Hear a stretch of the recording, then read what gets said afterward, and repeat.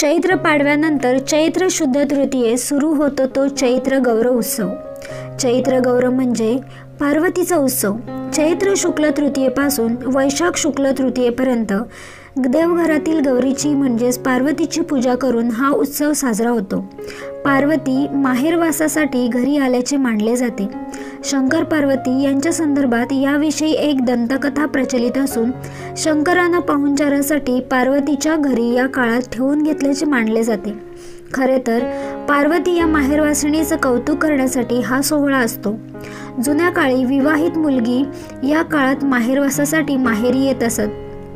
देवघरातील मातीची, पितळी, लाकडी, सोन्याची पूर्वापार जशी चालत आली असेल त्याप्रमाणे ती चैत्र गौर कोणत्या तरी कोनाड्यात देवघरात किंवा छोट्याशा झोरोक्यावर विराजमान करत चैत्र शुद्ध तृतीयेस देवघरात चैत्र गौरीची स्थापना करतात।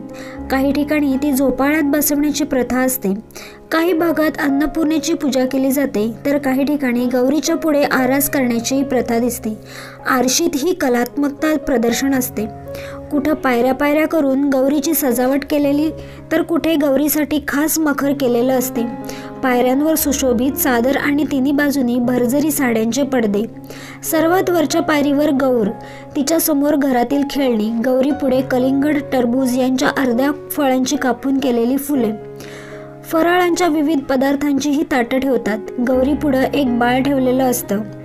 गौरी पुढे या काळात विविध प्रकारच्या रांगोळ्या काढल्या जातात। या रांगोळ्यांना चैत्रांगण असे म्हणतात। यामध्ये झोक्यावरची गौर, कमळ, स्वस्तिक, ज्ञानकमळ, नाग, शंख, त्रिशूळ, तुळशी वृंदावन, डमरू, चंद्र, सूर्यगदा, बेलाचे पान, कैरी किंवा आंबा, गोपन्न, कलश, ध्वज, पंखा अशा विविध रांगोळ्या काढल्या जातात। बेल, तुळस, दुर्वा, ब्रह्मा, विष्णू, महेश, सरस्वती, लक्ष्मी आणि पार्वती या देवता चैत्रांगणात असाव्यात असा संकेत आहे। या दिवसात चैत्र गौर बसलेल्या घरांमधून मंगळवार, शुक्रवार या दिवसांना हळदी कुंकू समारंभ आयोजित केले जातात। संध्याकाळी बायका नटून थटून एकमेकींकडे चैत्र गौरीच्या हळदी कुंकवाला जातात। महिलांना कैरीची डाळ, केसरयुक्त पन्न, बत्तासे, खिरापत देतात। फळे, हरभऱ्यांनी ओटी भरतात। या दिवसांमध्ये येणारे मंगळवार, शुक्रवार या दिवसांना चैत्र गौर विसर्जित करण्याची प्रथा काही ठिकाणी आहे तर काही ठिकाणी वैशाख शुद्ध तृतीयेस म्हणजेच अक्षय तृतीयेस हिचे विसर्जन करण्याची प्रथा आहे। चैत्र गौर सर्व घरात साजरी होत नाही। काही लोकच या चैत्र गौरी बसवतात। सर्वत्र ही प्रथा दिसत नाही।